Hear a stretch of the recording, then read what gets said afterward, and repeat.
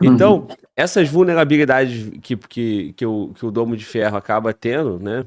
Não ser 100% e depender de munições, já não era conhecido? Por que provocou, então? Por que esse início no dia 13? Quando Trump entrou, Netanyahu tentou convencer Trump todo o tempo a Trump, aos Estados Unidos, entrar na guerra. E por que ele precisava que os Estados Unidos entrassem na guerra? Porque Israel não consegue sustentar uma guerra tão grande. Mas ele esperava o quê? A entrada dos Estados Unidos na guerra para que ele saísse daquela posição desconfortável de uma guerra de atrito que já está há 3 anos. O Irã começou a enviar mísseis hipersônicos, ok? Que demandam um trabalho muito maior para interceptar, e na maioria das vezes os poucos mísseis hipersônicos que eles enviaram não foram interceptados, passaram e causaram estragos. Aí você, naturalmente, pensa assim, caramba, o que vai acontecer daqui a 10 dias quando acabar a minha munição? E se, quando estiver acabando a minha munição, eles começarem a usar seus mísseis mais modernos, que são hipersônicos, que eles têm centenas. Então, naturalmente, isso deve ter causado alguma situação adversa, perplexidade. Aí você liga para os Estados Unidos e fala, cara, tem que parar essa guerra, porque eu não tenho mais munição. Aí o cara fala para você assim, eu também não tenho, porque o que eu tinha eu mandei para a Ucrânia.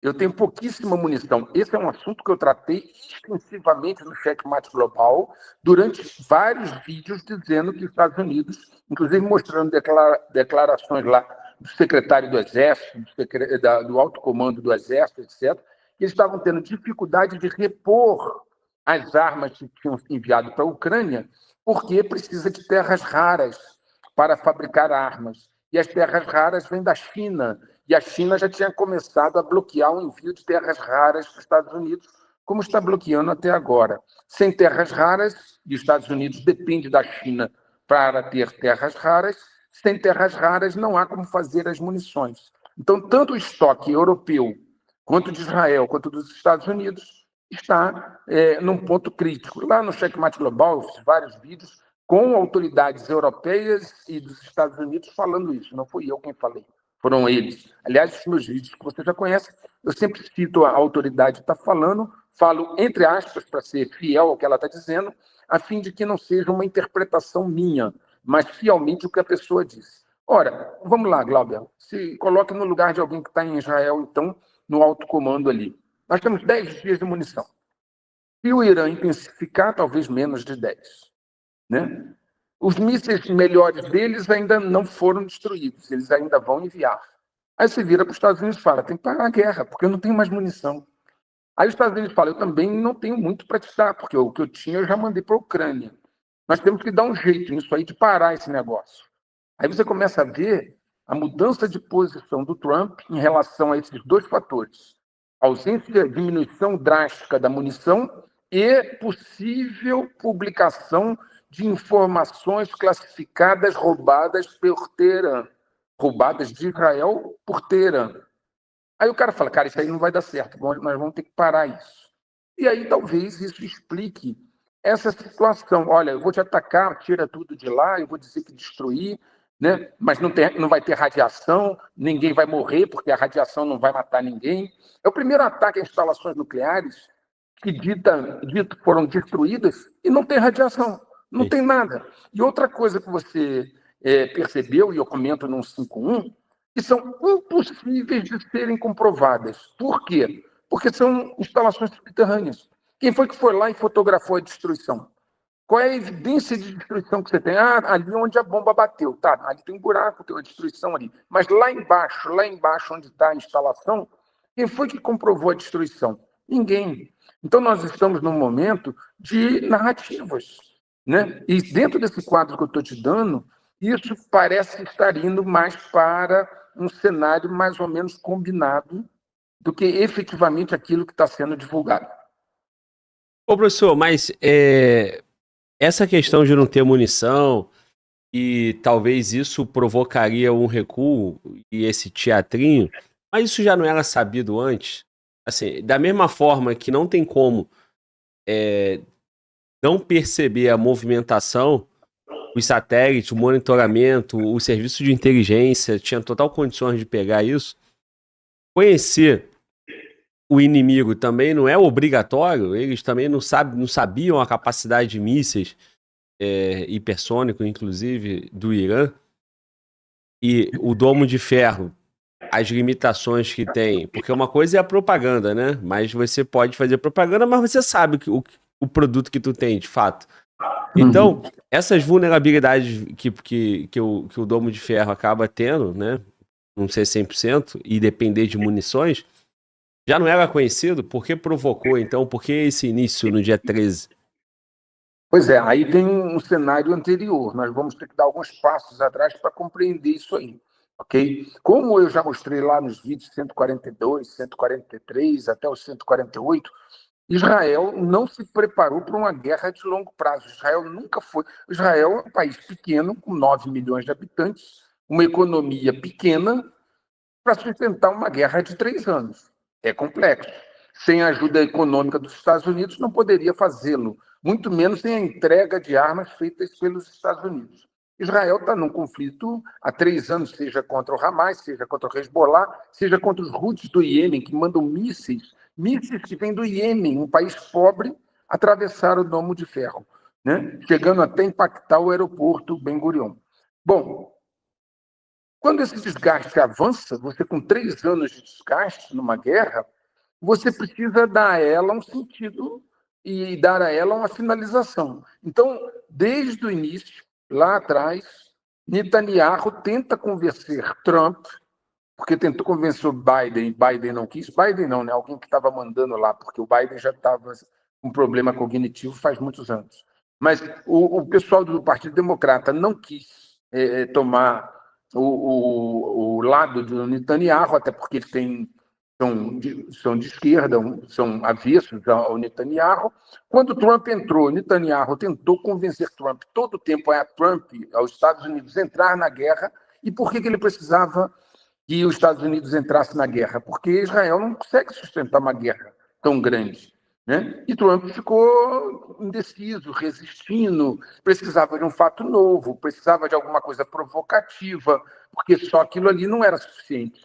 Então Israel tinha que atacar o Irã, para dar a ele a carta, para dar um fato novo, para dar a ele uma motivação, ok? Então Israel ataca o Irã e espera que o Irã o ataque, para que ele possa, então, dizer que foi atacado e justificar a entrada dos Estados Unidos na guerra. Basicamente isso. Ele, naturalmente, o Mossad, né, o Shin Bet, conhecem toda a estrutura do Irã, seja na sua parte de virtude, seja também nas suas vulnerabilidades, nas suas fraquezas. O Irã tem muitas fraquezas, né? Mas ele esperava o quê? A entrada dos Estados Unidos na guerra, para que ele saísse daquela posição desconfortável de uma guerra de atrito que já está há 3 anos. Observa bem, o Hezbollah não foi vencido, está enfraquecido, mas não foi vencido.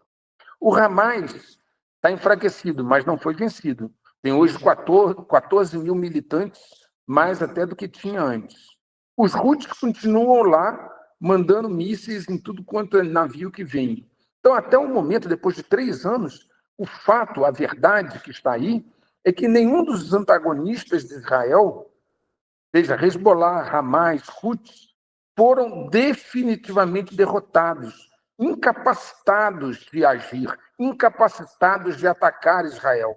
Então, são 3 anos de desgaste, a economia de Israel está pagando um preço altíssimo, a população de Israel está muito dividida, a maioria é contrária já ao governo. Dentro das Forças Armadas, inclusive nas campanhas de recrutamento, muitos não têm se apresentado ao recrutamento. Então, essa situação interna de Israel, são 3 anos de desgaste, está se tornando muito caro, porque os objetivos não foram alcançados. Eu te pergunto, Glauber, depois desses 3 anos, os reféns foram libertados?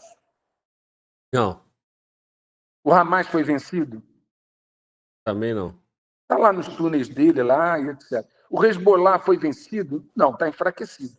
Os Houthis continuam lá. Então, o que você ganhou depois de 3 anos?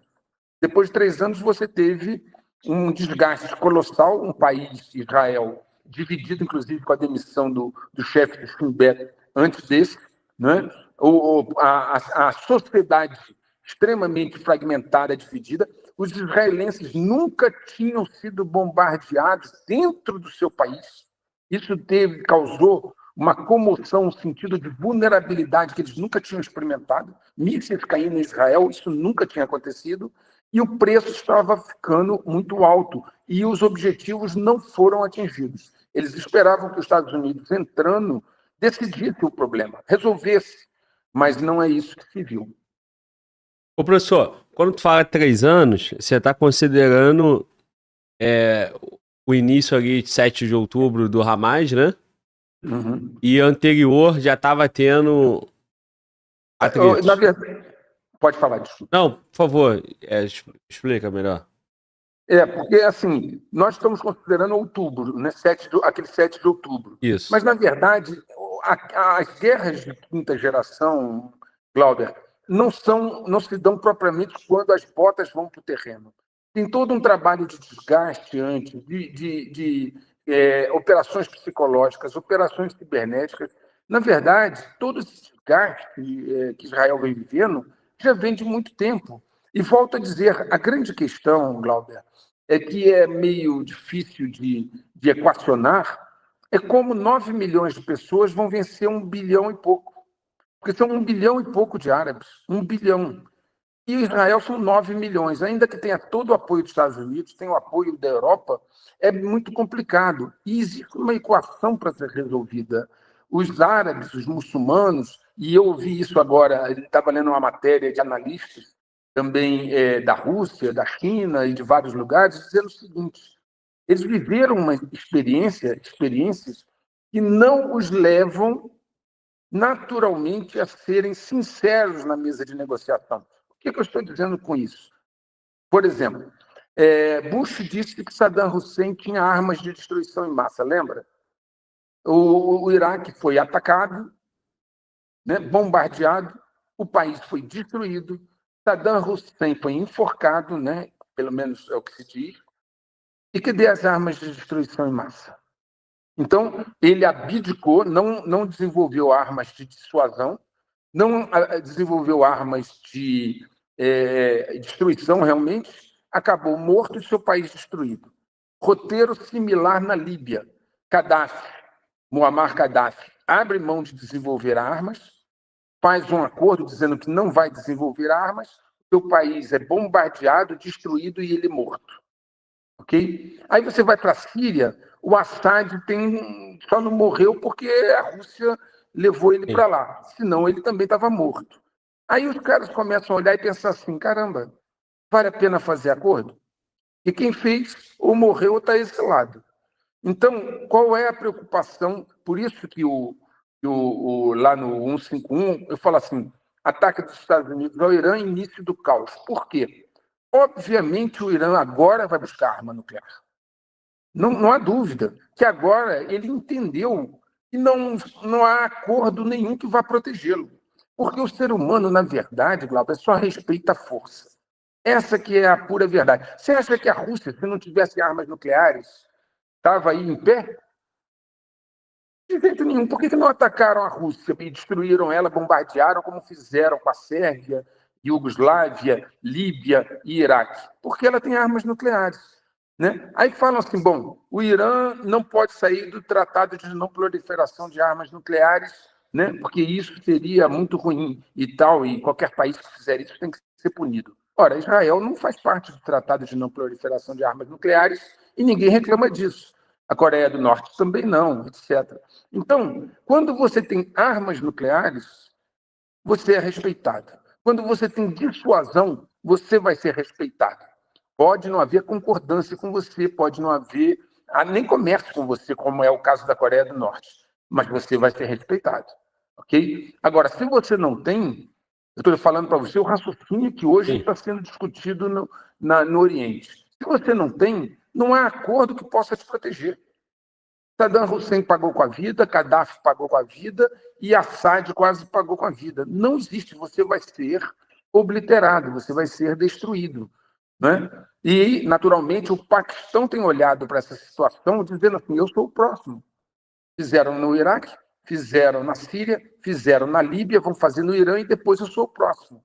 Por isso que o Paquistão desenvolveu armas nucleares com o apoio da China. E aí, Betete, vem um outro fator chave nesse contexto. ok? O Paquistão teve um atrito agora com a Índia. O Paquistão, todas as armas paquistanesas são chinesas, seus caças J-10, etc., seus sistemas de defesa antiaérea, lutando contra a Índia, que usou armas ocidentais, caças Rafale, F-16, etc. E o Paquistão saiu muito bem nesse conflito com a Índia. Certo? Então, a China está testando suas armas através de operações proxy, okay? Através de procuração. O que impede agora de acontecer o seguinte? Medvedev, que foi presidente da Rússia e é vice-presidente do Conselho de Segurança russo, disse assim: agora todos os países se sentem livres para armar o Irã, inclusive com ogivas nucleares. Okay? Então, o que impede agora a China, que não quer perder o petróleo barato do Irã, de armá-la ou mesmo aproveitar? Veja bem, quem sabe esse cessar-fogo não convém ao Irã nesse momento para ele se reorganizar e se rearmar com armas chinesas. Por quê? O grande problema do Irã é falta de defesa antiaérea. O Trump, Israel, alardeou isso com muita clareza, dizendo que os céus do Irã são nossos. Se você não tem defesa antiaérea, você vai ser bombardeado até morrer, porque você não domina o céu. Então, agora, talvez, esse arranjo seja no sentido de, olha, quais foram as minhas fraquezas? Mísseis eu tenho, consegui enviar, minhas bases subterrâneas, o que foi destruído eu posso reconstruir rapidamente, tirei o urânio de lá, tirei as centrífugas, agora eu preciso de bateria antiaérea, ou o SS-400, ou as baterias chinesas. Por quê? Porque a China já deixou claro isso em alguns canais diplomáticos, que está ao lado do Irã. Foi ontem ou hoje, o ministro das Relações Exteriores do Irã estava em Moscou e a Rússia disse que está ao lado do Irã. Isso é um cessar-fogo ou é uma pausa para o rearmamento? Agora, professor, é difícil, né? É difícil cravar. Mas o Irã, se tudo isso é verdade, né? O Irã... Por que o Irã aceitaria? Por que o Irã precisaria... Porque, assim, de certa forma, o Israel e os Estados Unidos comemoraram e tinham tomado o espaço aéreo, e isso foi no 4º ou 5º dia. Foi muito rápido, né? Uhum. Sem contar também que o Irã teve muitas baixas do alto comando, dos seus cientistas, tudo isso. Os 3 primeiros dias, os 3, 4 primeiros dias, foram de uma intensa narrativa pró-Israel, né? De extremo sucesso e que Israel é foda, Estados Unidos não tem como o Irã bater de frente. Até que começa a vir os ataques, né? E a análise, a reflexão que o tempo era amigo do Irã. O Domo de Ferro vai tendo dificuldade. O Irã tem esforço, tem mísseis, tem 3.000 mísseis, tem míssil para poder bombardear durante muito tempo. China não pode perder o Irã. Rússia não pode perder o Irã. Então, de certa forma, o que está em jogo ali também é a China e a Rússia, né, ter o Irã a seu favor por questões de energia, né, por questões... esses 90% que o petróleo iraniano vai para a China. Então, se por um lado os Estados Unidos é interessante fortalecer os seus aliados, Israel, Catar, Emirados Árabes Unidos, a China também não pode perder o Irã. E o Irã tem 90 milhões de população, 89 milhões contra 9. Fora o Paquistão que está ali do lado, que é nuclear, então todos esses países árabes. Por que eu estou dizendo isso? Parece que essa informação sendo verdadeira, as próximas semanas dariam derrotas grandes para Israel e para os Estados Unidos, inclusive. Então por que o Irã cederia a esse acordo com a narrativa do Trump, a narrativa de Israel, tipo, fizemos o que queríamos e agora o Irã deu aquela rendição incondicional que o Trump falou. Por quê? Por que o Irã faria isso? Pois é, aí vamos fazer um outro paralelo. O Trump tem o hábito de criar uma narrativa, né, falar algo para que o outro se sinta acuado e acompanhe a fala dele. Vamos dar um exemplo. Ucrânia. Eu acabo com a guerra da Ucrânia em 24 horas. Depois fez um monte de reunião com russos. Uma hora ele reclamava do Zelensky, outra hora ele reclamava do Putin, ameaçava. Se a Rússia não fizer um cessar-fogo, coisas ruins vão acontecer com ela. Né? Então, ele tem esse hábito de criar narrativas, fazer ameaças veladas e dar como se fosse uma saída para a pessoa não ter que brigar com ele. Então, ele tentou isso com Putin. Né? Ele, perto do Putin, em termos de estratégia, não tem o background necessário. Então, ele chegou e falou assim, olha, a Rússia, eu estou bem chateado com Putin. Você deve lembrar dessas falas, né? Estou muito chateado com Putin. Eles vão acabar experimentando um problema gravíssimo, né? E tal, e não sei o quê. Putin nem aí para ele, nem respondia. Mandava o porta-voz falar, e não aconteceu nada. Aliás, aconteceu. A Rússia agora, ninguém mais fala de Ucrânia, você notou? Tem já aí 10 dias que ninguém fala da Ucrânia, e a Rússia está bombardeando Kiev direto, bombardeando as cidades ucranianas, e ninguém fala mais nada. Putin não cedeu, não fez acordo, não teve cessar-fogo nenhum, e a guerra continua rolando. Então, Putin não entrou nesse jogo do Trump de pressões. Eu estou chateado com o Zelensky, eu estou chateado com o Putin. Olha, se a Rússia não fizer nada, a economia dela vai ser devastada. Olha, se ela não fizer o cessar-fogo, vai experimentar coisas muito graves. Ele cansou de falar essas coisas e não deu em nada. Bom, trazendo essa mesma estratégia do Trump agora para Irã e Israel, é a mesma coisa. Né? Ele está dizendo assim, olha, estou dando a você uma oportunidade de assinar um cessar-fogo aqui. Já até criei a narrativa. Você só precisa vir a público e dizer assim, ok, fizemos um cessar-fogo. É isso que ele está oferecendo ao Irã. Ok? Agora, o Irã, pelo menos até uns 20 minutos antes de começarmos a live, não tinha confirmado. Então, nós temos aí agora alguém lá no Irã pensando o seguinte, eu tenho duas alternativas. Né? Não contraria o Trump, porque ele tem essa idiosincrasia. Dou ok, digo, não, vamos para um cessar-fogo. E vou me rearmar. Por quê? Porque vai vir outra guerra. Isso é irreconciliável. É impossível não haver um confronto maior mais à frente. Essa é uma opção. Não contraria o Trump, vou para um cessar-fogo e me rearmo com armas russas e chinesas, inclusive com armas nucleares. Porque essa decisão do Irã praticamente já foi tomada de agora sim ter armas nucleares que eles não tinham antes.